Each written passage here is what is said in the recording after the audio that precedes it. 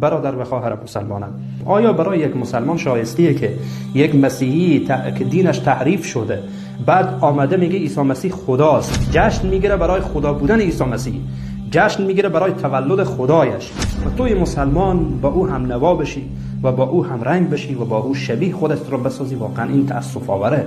یعنی برای یک مسلمان تأسف آوره.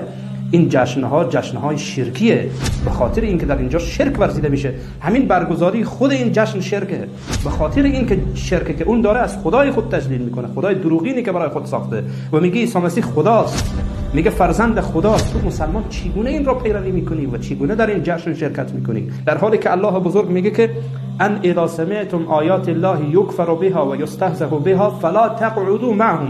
الله میگه همراه این مردم ننشینید، در مجلس اینها شرکت نکنید، در کنار اینها ننشینید که دارن آیات پروردگار را مورد تمسخر قرار میدن و کفر میورزن با آیات پروردگار.